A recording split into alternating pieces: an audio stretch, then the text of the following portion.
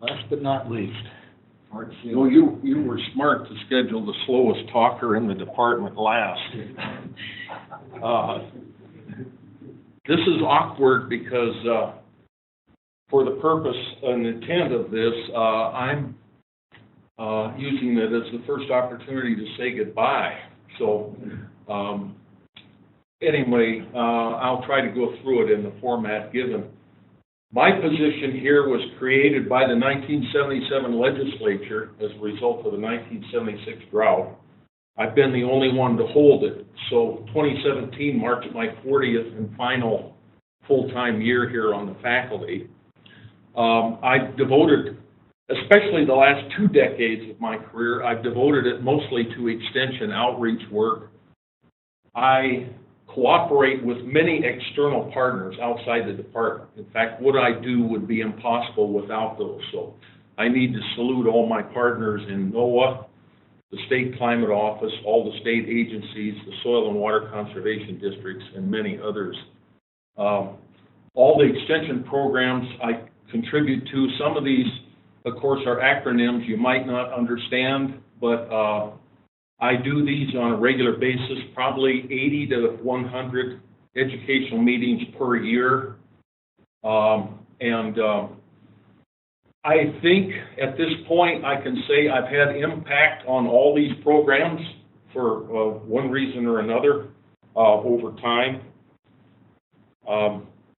In terms of teaching, in between the 80 to 100 extension meetings I do each year, I also give 5 or 6 guest lectures in all these courses, depending on whether I can fit it in or not. And I continue to do those. I've already done 5 this semester. And you may not know all those titles, but some of those are departments and majors offered on the other campus, and of course some are offered here on this campus.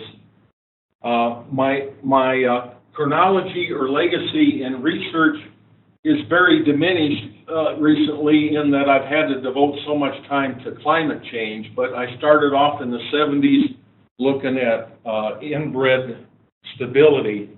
The inbred lines used in corn breeding needed to be diagnosed with respect to their response to climate variability. So I was one of the first people to publish about the inbred stability of the corn used in breeding programs. Then we did plant disease models, and the sugar beet industry still uses a remnant of the Cercospora model we developed, insect migration models, agricultural remote sensing, livestock odor control. I might be one of the only faculty members that have tested all the odor sniffers that we have for concentrated livestock facilities. Mitigation of drifting snow, for which my research group won a state award a number of years ago. Climate and avian pulmonary virus, working with the poultry department, and that is still, unfortunately, that is still a big threat to our poultry industry in the state of Minnesota. And then more recently, climate trends and climate change impacts have been very, very important. Measurement systems are still an interest of mine, as are climate trends, consequences, and then, of course, communicating science. I think I'm the only faculty member at the University of Minnesota that's been awarded the Communicator of the Year award by Sigma Xi twice in a career. I still love history, civic engagement, and climate education, and of course my goal is retirement with no guilt.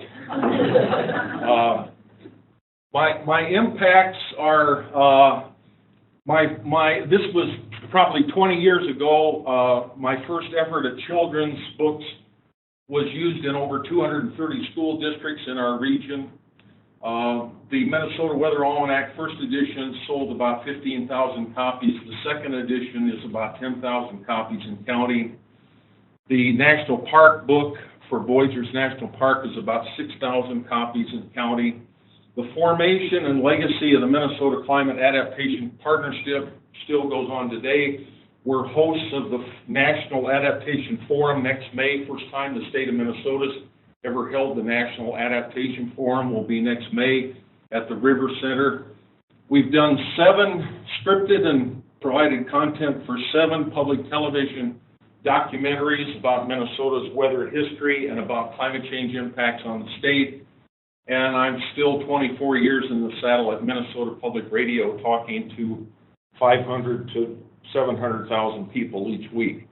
One quick question, Carl, for the retreat is, how can the department and extension maintain continuity in weather climate education outreach and increase the faculty capacity to run a high-quality LAAS program in my absence? And anyway, that's what I'm most concerned about at this stage. So thanks very much. Good.